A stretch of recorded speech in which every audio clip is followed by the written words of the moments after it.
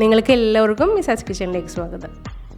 ഇന്ന് നമ്മൾ ഉണ്ടാക്കുന്നത് ബജിക്കടയിലെ മുളക് ബജിയുടെ അതേ രുചിയിലുള്ള മുളക് ബജിയും ചമ്മന്തിയുമാണ്. അപ്പോൾ അത് ഉണ്ടാക്കാനായിട്ട് കുറച്ച് ബജി മുളക് എടുത്തിട്ടുണ്ട്. അല്പം വലിയ മുളകാണ് എടുത്തിരിക്കുന്നത് കേട്ടോ. അപ്പോൾ അതുകൊണ്ട് നമുക്കിത് ഒന്ന് കട്ട് ചെയ്തിട്ട് വേണം ഫ്രൈ ചെയ്യാനായിട്ട്.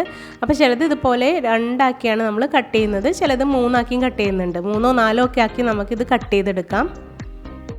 മുളക് മുഴുവനായിട്ട് ഫ്രൈ ചെയ്യുന്നതിനേക്കാളും നല്ലത് ഇതുപോലെ കട്ട് ചെയ്തിട്ട് എടുത്തിട്ട് ഫ്രൈ ചെയ്യണതായിരിക്കും. കട്ട് ചെയ്യുമ്പോൾ ഞെട്ട് ഇതുപോലെ ഒന്ന് കട്ട് ചെയ്തെടുക്കാൻ നോക്കണേ. എരിവധികം വേണ്ടാത്തവർക്ക് ഈ അരിയിരിക്കുന്ന പാട്ടൊന്ന് കട്ട് ചെയ്ത് മാറ്റാം. അപ്പോൾ നമുക്ക് ആദ്യം ഈ മുളകെല്ലാം കട്ട് ചെയ്തെടുത്ത് വയ്ക്കാം. എന്നിട്ട് വേണം നമുക്കിത് മുക്കി ഫ്രൈ ചെയ്യാനുള്ള മാവ് തയ്യാറാക്കാൻ. ഇനി ഒരു ബൗളിലേക്ക് 1.5 കപ്പ് കടലമാവ് ഇട്ട് കൊടുക്കാം. ഇതിലേക്ക് 1 table spoon Kashmiri chilli powder ചേർത്ത് കൊടുക്കാം. ഇനി 1.5 ടേബിൾ സ്പൂൺ അരിപ്പൊടിയും 1.5 ടേബിൾ സ്പൂൺ മൈദയും ചേർത്ത് കൊടുക്കാം. ചില കടകളിൽ മൈദ ചേർക്കാറുണ്ട്. ബജിക്ക് ഒന്നുകൂടെ ടേസ്റ്റ് ആയിരിക്കും മൈദ ചേർക്കുമ്പോൾ. ഇനി ഇതിലേക്ക് 1/4 ടീസ്പൂൺ സോഡാപ്പൊടിയും ആവശ്യത്തിന് ഉപ്പും 1/4 ടീസ്പൂൺ കായപ്പൊടിയും ചേർത്ത് കൊടുക്കാം. ഇനി ഇതിലേക്ക് 1 കപ്പ് വെള്ളവും കൂടി ഒഴിച്ചിട്ട് അത്യാവശ്യം നല്ല തിക്ക് ബാറ്ററാക്കി മാറ്റാം. അപ്പോൾ വെള്ളം ഒഴിക്കുമ്പം ഒട്ടും കൂടി പോകരുത് കേട്ടോ. അത്യാവശ്യം തിക്ക് ബാറ്ററായിട്ട് വേണം നമുക്കിത് എടുക്കാനായിട്ട്. അപ്പോൾ അതുകൊണ്ട് വെള്ളം ഒഴിക്കുമ്പം വേണമെങ്കിൽ കുറച്ച് ഒഴിച്ചിട്ടൊന്ന് നോക്കിയിട്ട് മാത്രം പിന്നീട് വേണമെങ്കിൽ ഒഴിച്ചാൽ മതി. ഞാനിപ്പോൾ 1 കപ്പ് വെള്ളം ഒഴിച്ചപ്പം ഇത് കറക്റ്റ് അളവായിരുന്നു കേട്ടോ. വിസ്ക് വെച്ച് ഒട്ടും ലംസ് ഇല്ലാണ്ട് നന്നായിട്ട് ഇത് അടിച്ചെടുത്തിട്ടുണ്ട്.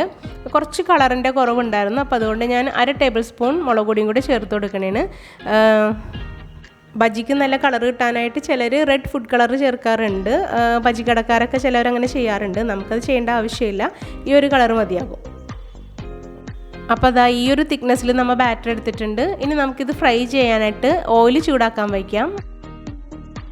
ഓയിൽ ചൂടാവുന്ന സമയത്ത് നമുക്ക് ചമ്മന്തിക്കുള്ള സവാളയും തക്കാളിയും കട്ട് ചെയ്ത് മിക്സിയുടെ ജാറിലേക്കൊന്ന് ഇട്ട് കൊടുക്കാം. അത്യാവശ്യം ഒരു വലിയ സവാള കട്ട് ചെയ്തിട്ട് കൊടുത്തിട്ടുണ്ട്. ഇനി ഒരു മീഡിയം സൈസ് തക്കാളിയും കൂടെ കട്ട് ചെയ്തിട്ട് കൊടുക്കാം. ഇപ്പോൾ ഓയിൽ നന്നായിട്ട് ചൂടായിട്ടുണ്ട്. നമുക്കിത് മുക്കിയിട്ട് ഓയിലേക്ക് ഇട്ട് കൊടുക്കാം. ഞാനിതിൻ്റെ അരിയൊന്നും കളഞ്ഞില്ല കേട്ടോ. എനിക്ക് അത്യാവശ്യം എരിവ് ഇഷ്ടമായത് കൊണ്ടാണ് ഈ അരിയോടുകൂടി ഞാനിത് മുക്കി ഫ്രൈ ചെയ്യുന്നത്. അപ്പോൾ ഇതിനിടയിൽ കുറച്ചൊക്കെ ഞാൻ ഫ്രൈ ചെയ്ത് കോരി എടുത്തു. വീഡിയോയിൽ അത് വന്നില്ല. ഇനി ബാക്കിയുള്ളതും കൂടി നമുക്കിതുപോലെ ഫ്രൈ ചെയ്യാം. അപ്പോൾ ഓരോന്നും മുക്കി ഓയിലിലേക്ക് ഇട്ട് കൊടുക്കുക. അത്യാവശ്യം അധികം ഓയിൽ ചൂടാക്കാൻ വെച്ചിട്ടുണ്ടായിരുന്നേ.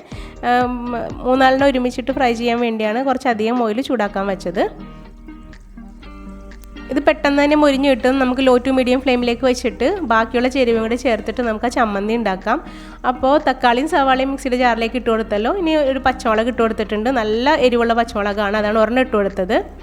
കളറിന് വേണ്ടി 1 ടീസ്പൂൺ കാശ്മീരി ചില്ലി പൗഡറും 1 ടേബിൾ സ്പൂൺ വിനാഗിരിയും ആവശ്യത്തിന് ഉപ്പ് ഇട്ട് കൊടുത്തിട്ടുണ്ട്.